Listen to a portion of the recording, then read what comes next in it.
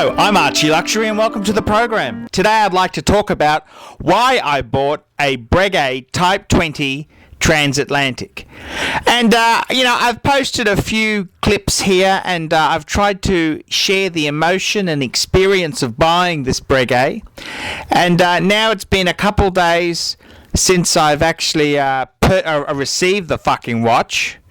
And, today's the first day that I got to take some decent photos with the right lighting. And prior to this, I had to compromise. I was fucking taking shots in the bathroom, and I was just fucking trying to get the shots up. And just now it's been a few days since I've received it, and it's also been the first chance I've got to take some fucking really nice photos. I mean, I'm an amateur fucking photographer. I'm not a fucking expert, but I'm trying to improve my photography skills, and I've got my Nikon D80, so hoping to improve over the previous cameras that I've had. But I just want to sit back a bit and have a bit of a reflection with my audience, and just discuss the Breguet Type 20 Transatlantique.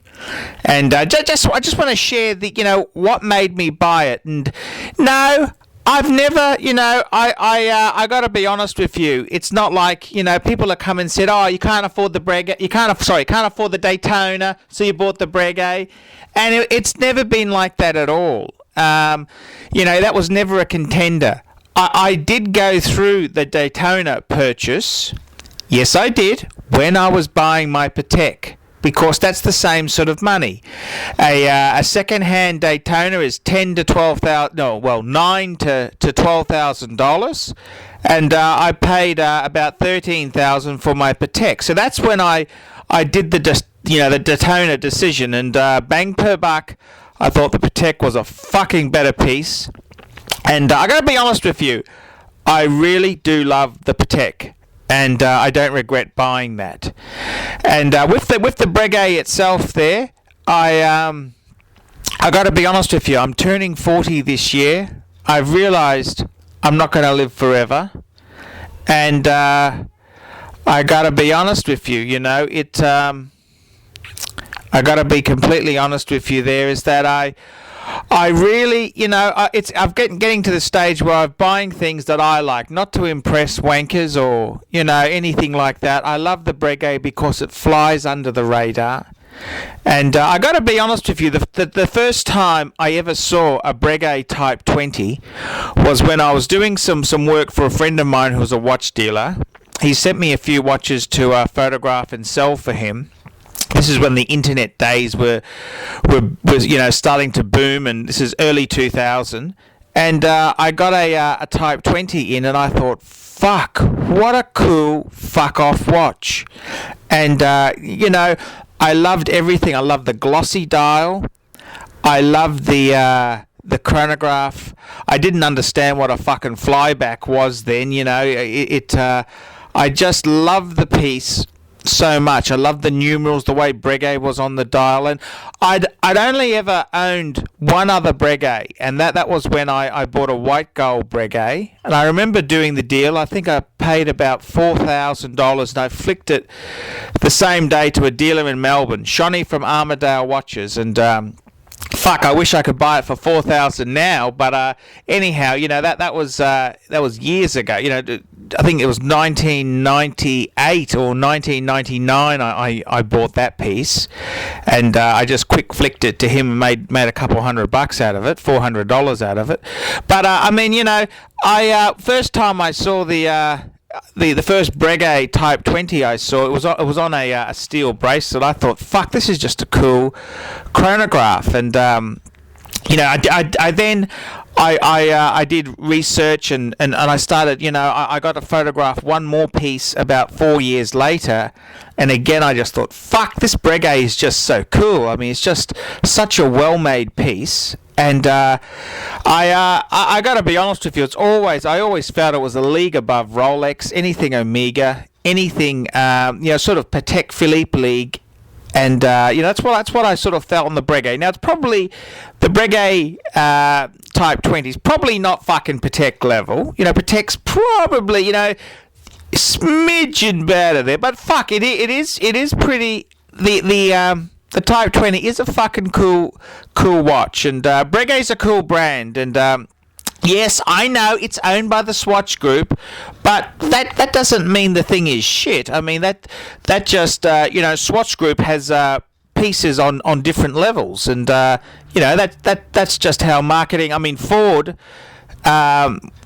Ford has a, they have the economy cars, and they also have Lincoln. I mean that's kind of, that's how it goes. And no, look, I got to be honest with you. I really just love the whole Breguet experience, and I've got the Patek as the dress watch. I think that's the ultimate dress watch for me. So I didn't really want a Breguet dress watch. I wanted something, sporty. And I got to be honest, I was thinking of getting a diving watch, because I wasn't really happy with the Breitling Super Ocean. But the Breguet, it just came to me. I just thought, oh fuck, that's what I really want. And as I'm approaching 40, the pieces in my collection I've bought like this have been the. I bought the Patek for myself a couple of years ago. My wife's giving me the Jaeger Culture Reverso for my 40th. I've got the Audemars Piguet Royal Oak automatic for myself, and I've got the Breguet Type 20 Transatlantic for myself. So there's some really, they're just pieces that I thought, fuck it, I'm turning 40.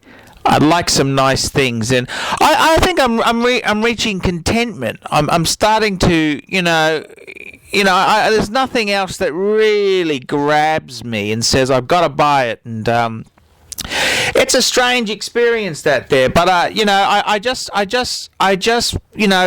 that I've had time to relax on it there, I don't fucking regret the Breguet purchase. That's been a fantastic buy. They do depreciate a bit. I must say one thing. Now that when I first received the Breguet, and this was the first one I've had on a leather strap, and I don't think it'd make much difference on the steel or the leather strap, but I thought, fuck, it's a bit smaller than I remember. And that's because these watches are getting bigger. But getting, anything over 40 mil, I try and stay away from. I think it's getting too fucking big, and the Breguet's 39 mil, so yeah, that's okay. That's cool. That's cool, and I'm happy with it. I love it. I think it's a great piece, and I'm just wearing it now all the time. I always wake up and put the Breguet on, and I think it's that sort of a piece. The Breguet is so strong a brand. It's just so cool, and it's it's a lovely thing to have and behold. And Breguet is a super brand like that, and I got to be honest with you, I don't think there's any other brand which quite does it as good as Breguet. Breguet is just so fucking cool. It's a great brand, and I know Breguet, modern Breguet is not the same as vintage Breguet. Yeah, of course it is. Of course it's not the same. But I think the many things in Breguet are still there in the company, and I love it. I think it's a great looking chronograph. I love the attention to detail on it, and I'm really happy with that purchase there. So nah, fuck it. I'm not looking at selling this piece off. This is a keeper, and I'm proud to wear a Breguet, and I'm really I really love it. So there you go. That's the verdict on my Breguet. It's not like I wanted a Daytona. I couldn't afford it. It's a different feeling. I've wanted a Type 20 for the last 12 years. So there you have it. That's the reason I've bought it now. I'm Archie Luxury. Tell me what you think.